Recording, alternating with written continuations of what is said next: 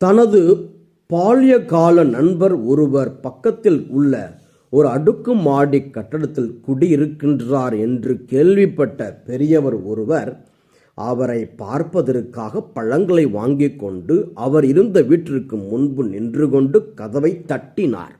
கதவு தட்டப்படும் சத்தம் கேட்டு உள்ளே இருந்தவர் கதவை திறந்து கொண்டு வெளியே வந்தார்.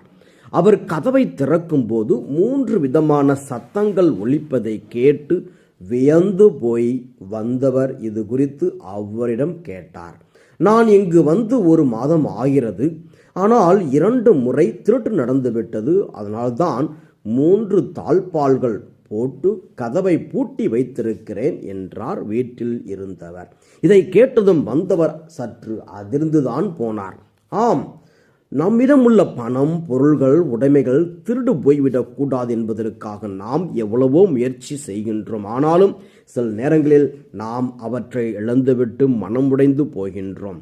இப்படி நாம் மனமுடைந்து போவதற்கு பொருள்கள் மீதான நமது பற்றுதான் காரணம் என்று சொல்லலாம். இன்றைய முதல் வாசகம், உலகின் மீதும் அதிலுள்ள மீதும் அன்பு செலுத்துவோரிடம் தந்தையின் பால் அன்பு இராது என்கிறது. திருவிவிலிய பின்னணி: ஆண்டோர் மீது அன்பு கொள்வதுதான் முதன்மையான கட்டளை. இணைச்சட்டம் 6:5. பலர் ஆண்டோர் மீது அன்பு கொள்வதற்கு பதில் பணத்தின் மீதும் பொருளின் மீதும் அன்பு கொள்வதுண்டு. இப்படி ஆண்டோர் மீது அன்பு கொள்வதற்கு பதில் பணத்தின் மீதும் பொருள் மீதும் அன்பு கொள்வோருக்கு தந்தையின் பால் அன்பு இராது.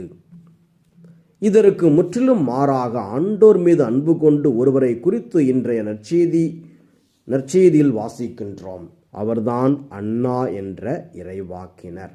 பழைய ஏற்பாட்டிலே மிரியாம் என்பவரை பார்க்கிறோம். விடுதலை பயணம் 15:20, குல்தா 2 அரசர்கள் 22:14, தெபோரா நீதி தலைவர்கள் 4:4 ஆகிய பெண் இறைவாக்கினர்களை பற்றி கூறுகின்றது. இறைவாக்கினர் எசையாவின் மனைவி கூட பெண் இறைவாக்கினர் என்று அழைக்கப்படுகின்றார்.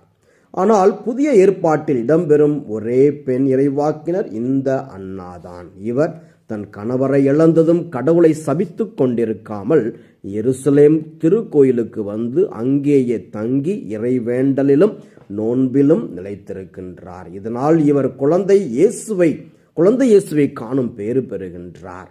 ஆதலால் நாம் உலக செல்வத்தின் மீது அல்ல, ஆண்டோர் மீது அன்பு கொண்டிருக்கும் போது அன்னாவை போன்று ஆண்டவரை காணும் பேறு பெறுவோம் என்பது நிச்சயம். சிந்தனைக்கு: பொருள் ஆசையே எல்லா தீமைக்கும் ஆணிவேர். பணம் பாதாளம் வரை செல்லலாம். அதற்காக பணத்தின் மீது பற்று கொண்டிருப்போர் விண்ணகம்